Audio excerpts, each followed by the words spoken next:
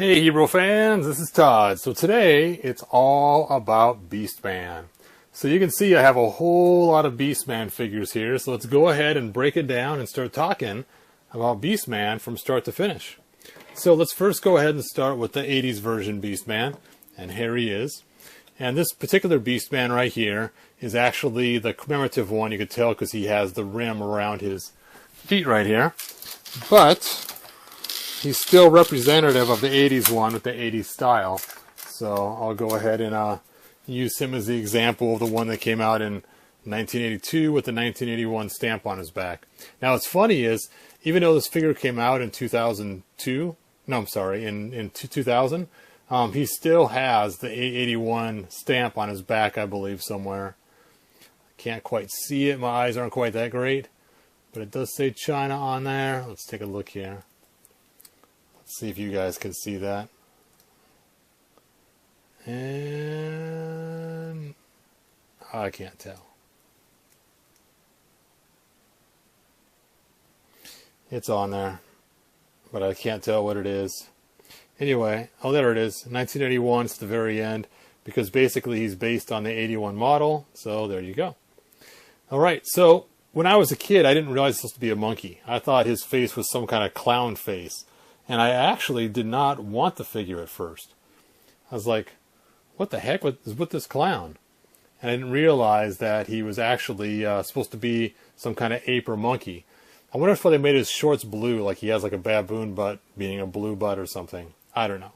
Anyway, so he was one of the last figures I ended up getting that I really wanted as a kid, just because I didn't know what BeastMan really was, and I wasn't into the cartoon at first. I was more into the figures than I was the cartoon. But now he's in my top 11. So there you go. Alright, so there is BeastMan. I am BeastMan. Anyway, so I did make a flocked version of him. And this is so cool because this flocked version, actually it's also a commemorative one too. I actually sent it off to a place called Hair Club for G.I. Joe. And their process is so patented that when they fix G.I. Joes, they don't lose value. And so I sent it off to the guy, and I showed him what I wanted done and not done. So he gave it a nice bald head, bald stomach where his abs are, and gave him this really cool, you can see how it's textured, just like an orange-haired G.I. Joe figure. Really cool. And so this was my flocked one. It feels really weird to touch it. It's, So, then we got our 2000X version, which was really cool. And the 2000X version, one thing that stood apart from this figure was it's supposed to be huge and mammoth, but the legs are bent all the time. So when you pair him next to the other figures, he's not that much taller, but if he were to straighten his legs, he would be mammothly huge. And you could see like his shoulders are just these giant round balls on top that I used to love the 2000X look, and his face wasn't quite as white, which I liked that also, because it didn't have the clown-like look. It was more menacing. And then, of course, he had armor that was brown this time instead of orange, and his skin tone is kind of an orangish brown too. So it's just more of a beast-like look and aesthetic. And he has these cool leg pieces too, just to give it, you know, just the Mad Max look kind of more armor stuff. So very cool. And his whip, for once, is actually pretty cool too, because the whip has this little spike on the end that fits in his hand right. Because what was interesting about the whips, and let me go back to the 80s version, is this whip was actually made for Big Jim. And it was supposed to go on his hand here, and the Big Jim figure would then have this go on the back.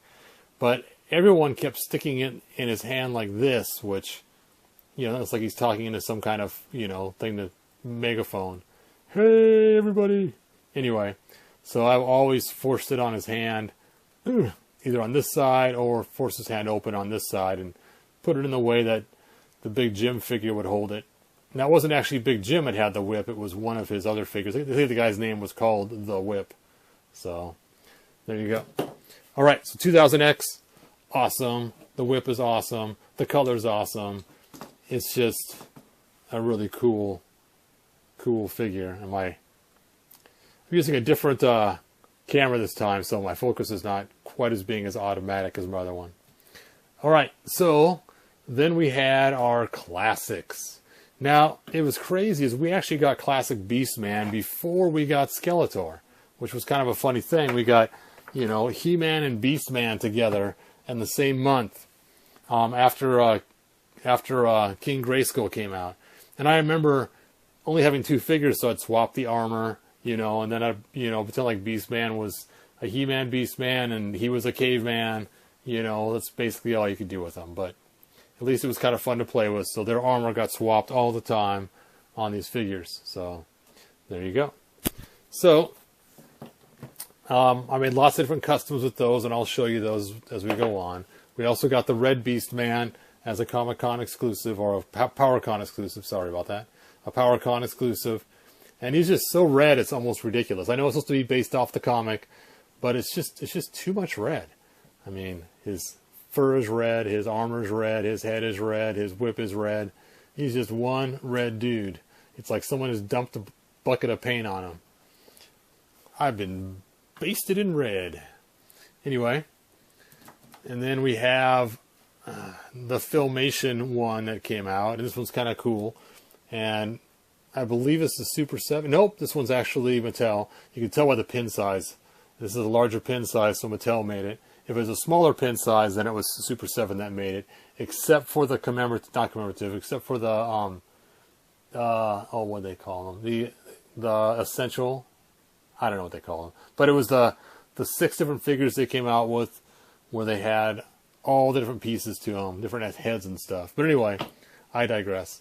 So, pretty cool design, because the idea is going back to the Filmation cartoon. It's only one point here and 1 dot there, and very little detailing, because he's supposed to look Filmation-y, cartoony.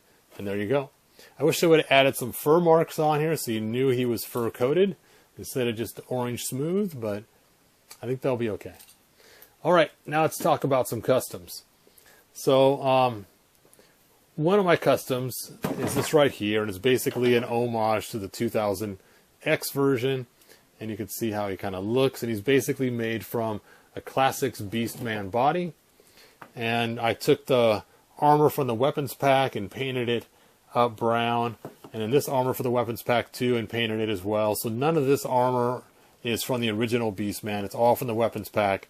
I still have his original armor here, so I can reconvert him back to the regular BeastMan if I choose to. I even have his arm cuffs in there too. And I have a pair of hands somewhere in a baggie.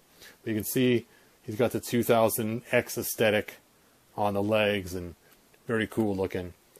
And I painted this to match this. And this, I forget what figure this came from.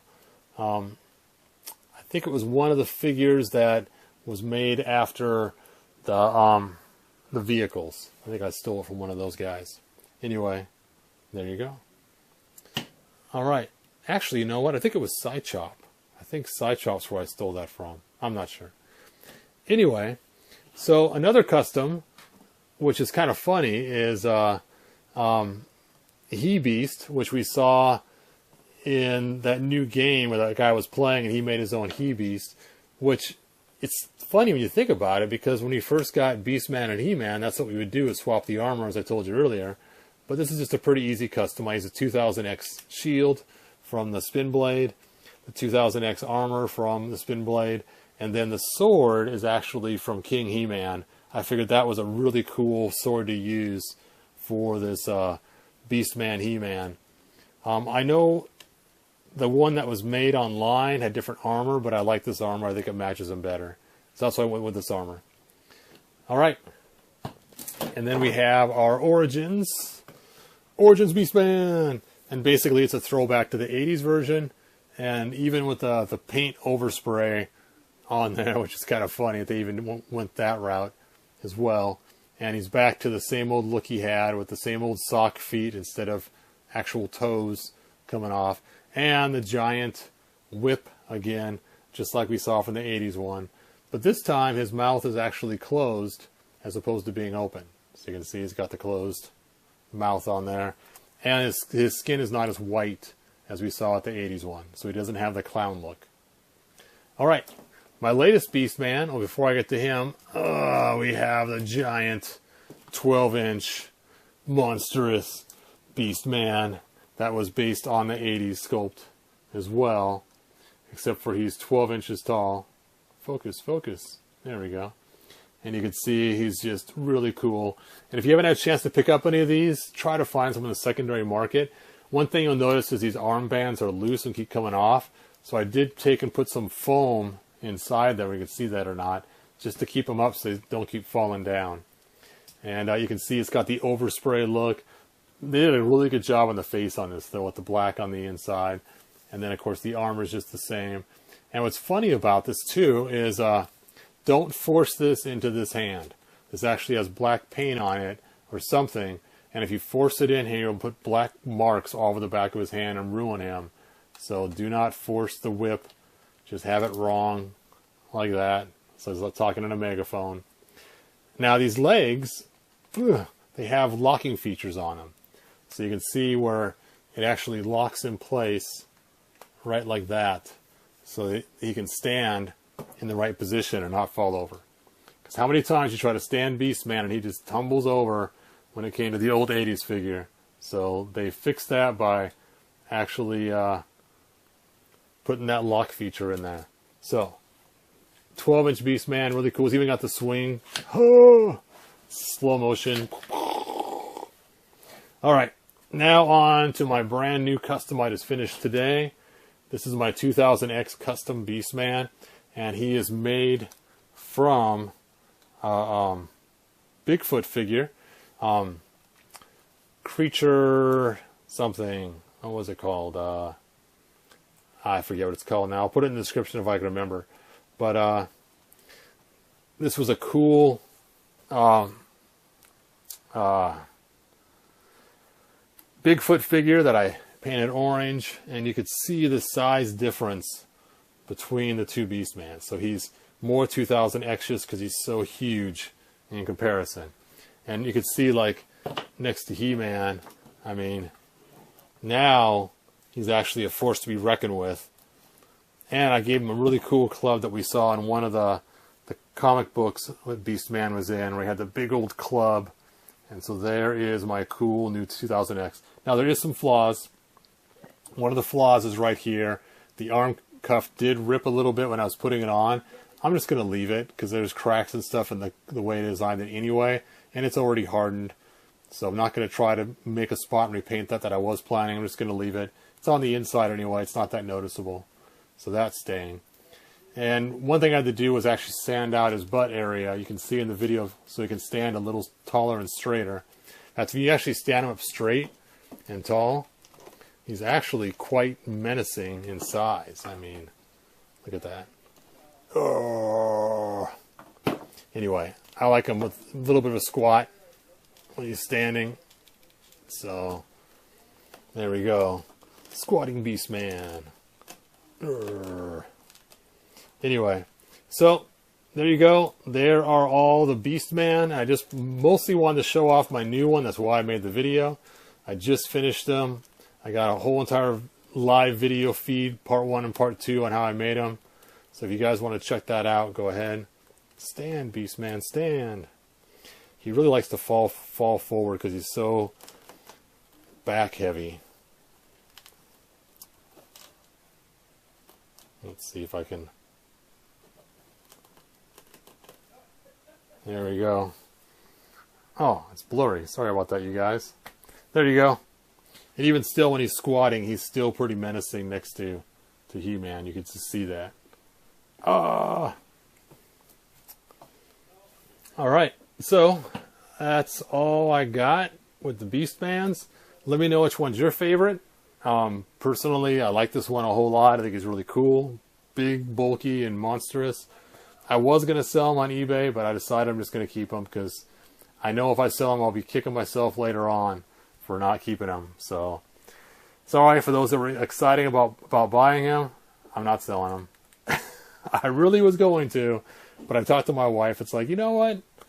I know after I sell him, I'll be kicking myself again, thinking, now I got to make him again. And I had parts for this guy for the past 2 years to build him, where I kept saving him up to you know, buying an extra head when I found one, and getting extra armor when I could, and buying an extra 2000X He-Man, and even making the 3D parts on Shapeways. So there you go. And he's a nice collection to my other 2000X figures that I've made so far for classics. All right, you guys, thanks for watching. Like, subscribe, tell your friends, and that's all I got. Bye now.